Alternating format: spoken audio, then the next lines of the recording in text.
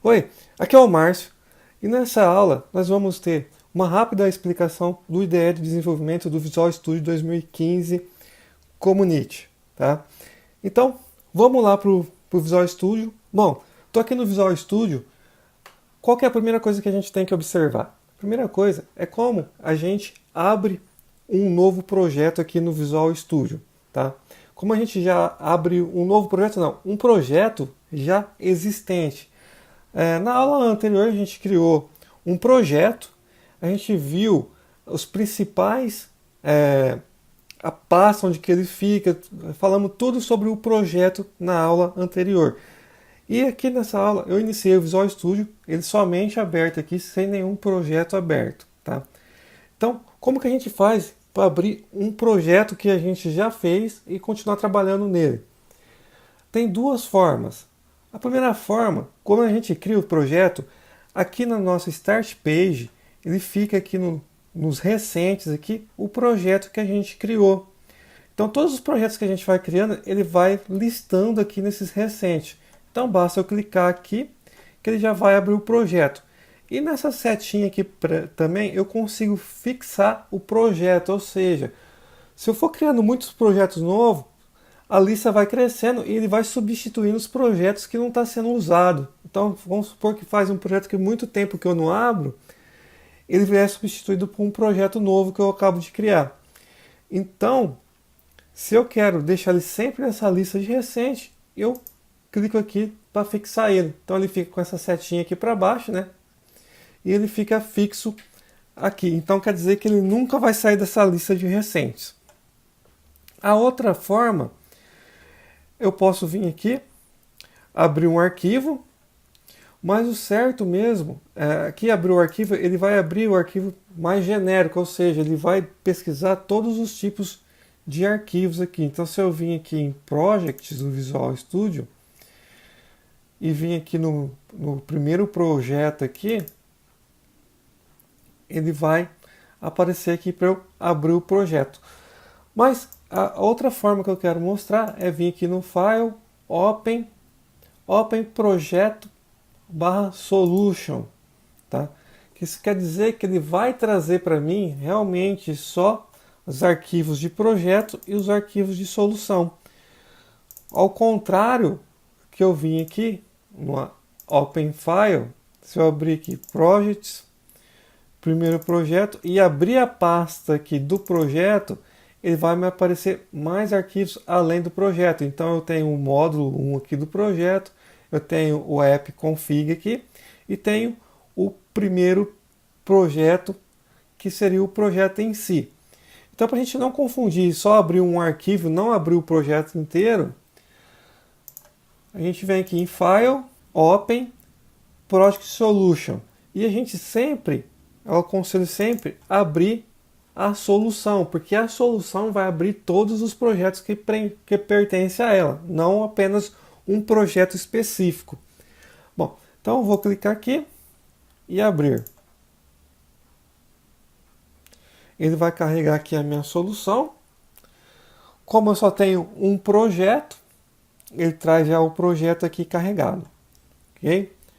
Bom, o que é o próximo passo que a gente tem que entender aqui da IDE? Então, na aula anterior a gente viu aqui a Solution Explorer, que é onde que ficam a minha solução e os meus projetos dentro dessa solução. Bom, o que a gente faz agora? A próxima parte é a gente entender como que funciona a parte de código aqui do Visual Studio, tá? Bom, quando a gente começa a digitar um código aqui, a gente criou aqui o código do console, whiteline, olá mundo. Bom, a gente começa a digitar aqui o nosso código, vem aqui console, ele já vai aparecendo a dica aqui para mim do código que eu quero inserir, que eu estou digitando. Por exemplo, não, eu quero usar mesmo o console. Eu aperto o ponto, ele aparece a lista de tudo que eu posso utilizar aqui do console. Então eu tenho as funções, eu tenho as propriedades, tá? Aqui eu tenho as subrotinas, tem tudo aqui dentro que eu posso utilizar que pertence à classe aqui console. Isso aqui é chamado de IntelliSense, ou seja, ele ensina a gente a programar, ou seja, a gente vai digitando qualquer parte do código. Por exemplo, eu posso apagar aqui, e se eu colocar console.line, ele já traz as duas funções aqui, a readline, que eu estou usando aqui em cima, e a writeline. Ou seja, não importando em que parte que está o texto, ele trouxe as duas sugestões que começa com LI, tá? E a LI está no meio aqui das palavras mesmo, então ele não considera, por exemplo, só o início das palavras. Por exemplo, que eu teria que colocar mesmo readline ou writeline. Qualquer parte da palavra que eu vou utilizar, aqui no caso da função, ele já busca. Então eu vou writeline, abro parênteses e escrevo o texto aqui dentro. Tá? Então, isso aqui é chamado de IntelliSense, que ele ensina, vai dando as dicas para a gente do código que a gente está escrevendo. Tá? Ou seja, a gente não precisa mais decorar tanto código, só de decorar uma parte, ele já preenche automaticamente para a gente. Já nas versões anteriores, lá na Visual Basic 5, 6, não, a gente teria que saber mesmo o código completo. Até mesmo o ponto que ele de abrir o ponto aqui, né? A gente dá o ponto aqui para ele abrir a coleção de itens de dentro dele. Aparecia isso aqui no VB5, no 6 também aparecia isso, mas não com essa facilidade de pesquisa, de a gente digitar qualquer parte, e não tinha esse IntelliSense aqui do início que ele está buscando aqui, tá? Então a gente teria mesmo que saber o nome do código inteiro, da palavra inteira que a gente ia utilizar. Por exemplo, a classe aqui console, a gente teria que digitar ela inteira, né? Aqui a gente só digita, por exemplo, uma parte, aperta ponto, ele já preenche.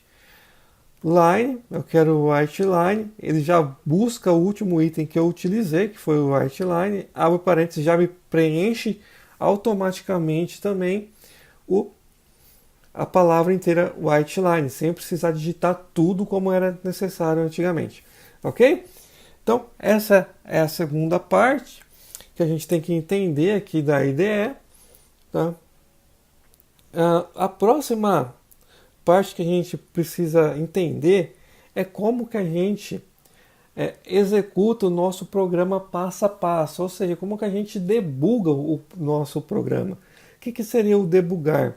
O debugar é a gente testar linha por linha do nosso código aqui. Então eu estou aqui no meu código, eu vou passando linha por linha do código e executando para ver se dá algum erro, ou se o programa tiver algum erro, a gente tentar identificar esse erro. Então a gente vai procurando linha por linha, passo a passo.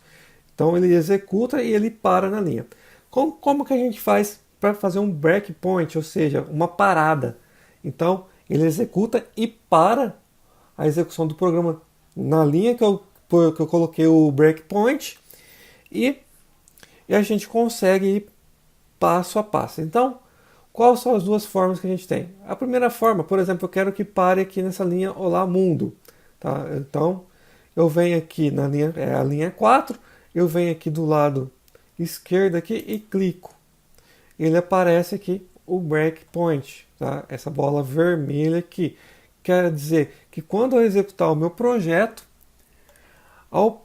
antes de ele executar essa linha, ele para e volta aqui para o Visual Studio. A execução fica pausada e eu consigo ir passo a passo testando as linhas. Então vamos fazer isso. Vamos ir passo a passo testando as linhas. Bom, aqui eu estou no modo release. O release é para a gente fazer, como a gente viu na aula anterior, que eu expliquei aqui toda a hierarquia do projeto e como distribuir o projeto. Eu vou voltar aqui para o modo debug, que para eu poder fazer certo o passo a passo aqui do breakpoint, fazer o debug do meu código, eu tenho que estar no modo debug, tá? Então eu seto o modo debug e dou start. Ok, ele executou.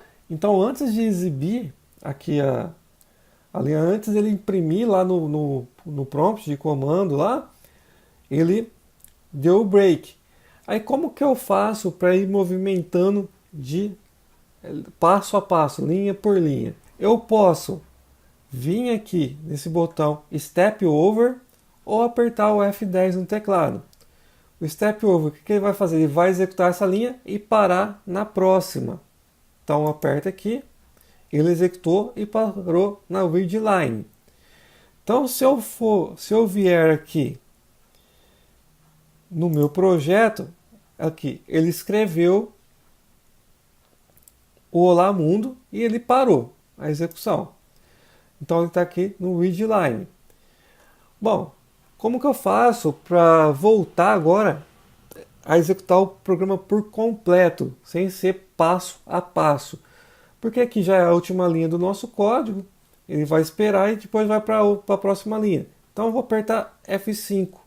F5 ele executa todo o código novamente até ele encontrar o próximo breakpoint. Tá? Então vamos fazer isso. Tá? Eu vou voltar lá no código, eu vou dar um stop aqui. A outra forma da gente colocar o breakpoint é eu estar na linha aqui que eu quero, por exemplo, aqui é a minha linha 6. Eu quero pôr um breakpoint aqui. Eu aperto F9. Ou eu venho aqui, tá? Clico direto também para tirar ou para colocar, ou aperto o F9 aqui também que ele coloca e tira o breakpoint. Vamos executar ele novamente. Então ele parou aqui.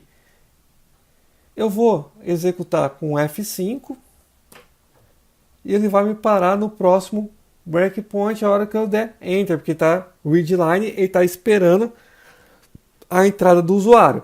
Depois que eu der a entrada do usuário, dar o Enter, ele vai no console.writeline e parar onde que eu coloquei o próximo breakpoint. Ou seja, eu consigo ir passo a passo, né, step por step aqui, ou então eu aperto o F5, ele vai executar todas as linhas até encontrar o próximo breakpoint, sem eu precisar ir passo a passo, ok? Então é assim que a gente debuga o nosso programa. Nas próximas aulas a gente vai ver mais isso sobre debugar o programa, tá? Como a gente utiliza melhor isso. Na próxima aula, que vai ser a aula de variáveis, então a gente vai conseguir visualizar os valores das variáveis, tudo aqui no nosso debugando o programa, para a gente testar, para ver se está correto os valores, se é isso mesmo, e procurar e corrigir os erros da nossa aplicação.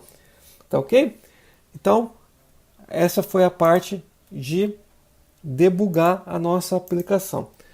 Uma parte super importante também para o desenvolvimento de software são os comentários, ok? E é super importante a gente fazer comentário no nosso código. O comentário no nosso código ele não vai interferir em nada no processamento do nosso sistema, do nosso aplicativo. Por quê?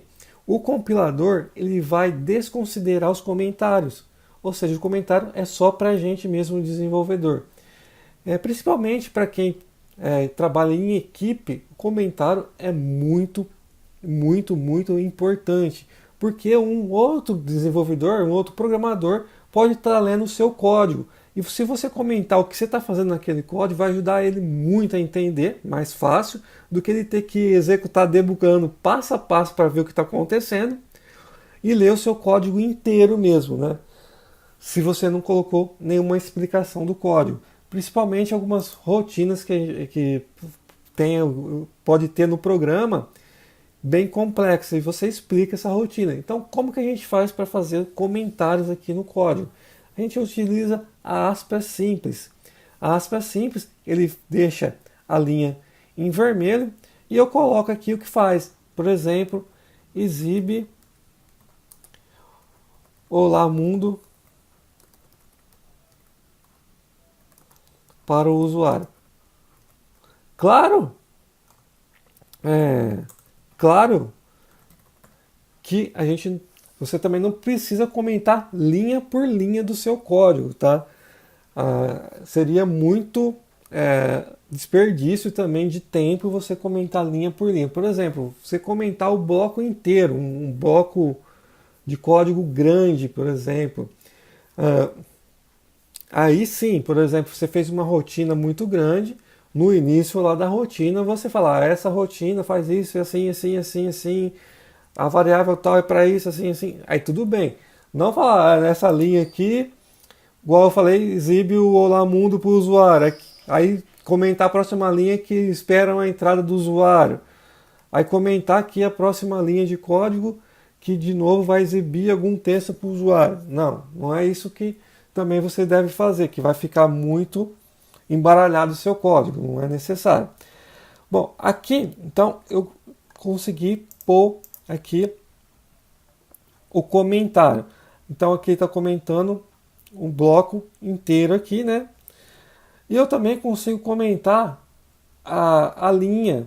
Se eu depois do código aqui e colocar de novo a aspas simples, quer dizer, depois do código tudo ele vai desconsiderar e vai deixar como um comentário. Aí eu ponho espera, por exemplo, entrada do usuário. Ok? Então, essas são as duas formas que a gente pode fazer comentários aqui no VB, tá ok? No VB.NET são essas duas formas que a gente pode fazer comentário. Ou na frente da linha, se eu colocar no início da linha, eu mato o código também. Ou seja, ele desconsiderou todo o código. E não importa se eu coloquei outro aqui no início, tá? Depois do código. Aí eu volto e descomento aqui a linha. Uma outra forma de comentar o código, por exemplo, vamos supor que a gente fez um código e esse código assim você está meio em dúvida se vai utilizar ou não, ou o usuário pediu para tirar essa função, ou o gerente do departamento pediu para tirar essa função. É aconselhável você primeiro comentar o código em vez de você apagar, tá? Então, como que a gente comenta um bloco grande de código? A gente pega, seleciona o código e aqui a gente consegue comentar, ele comenta todas as linhas e nesse botão aqui ele tira o comentário automaticamente. Então eu comento e descomento. E se foi um bloco muito grande de código que você tem que remover do sistema, então primeiro você comente o código, deixa esse código comentado por um tempo, 15 dias, um mês. Se realmente você não precisar mais desse código, aí sim você vem e apaga o comentário desse código, tá? Então a gente comenta o que o código está fazendo e também a gente comenta o código para parar de ser executado. Ou seja, a gente está retirando uma função que a gente não tem certeza que é para retirar. Então, para você não perder o código e ter que refazer todo o código, você deixa ele inteiro comentado. Então, eu venho aqui, seleciono o código e venho aqui no botão e comento ele. Aí vamos supor, agora eu preciso utilizar esse código, não era para ser apagado mesmo. Então eu venho aqui, seleciono todo o bloco e descomento o código, ok? Então essa é uma funcionalidade legal, a gente não perde o nosso código sem você ter certeza. Aí passando um tempo que esse código foi comentado, você pode até pôr no comentário, código comentado foi pedido para desativar esse comando, data tal. Aí você fala, nossa, aí você vai ver o dia, o mês lá e o ano em que você comentou esse código. Se faz tempo que está desativado, então você pode apagar o comentário do código também para não confundir os outros programadores, tá ok? Então, a aula de hoje é essa, que a gente viu aqui os elementos mais principais aqui da interface do Visual Studio. E na próxima aula a gente vai falar sobre variáveis, declarar variáveis, para que serve e o que é. Tá ok? Então, te vejo na próxima aula. Até mais!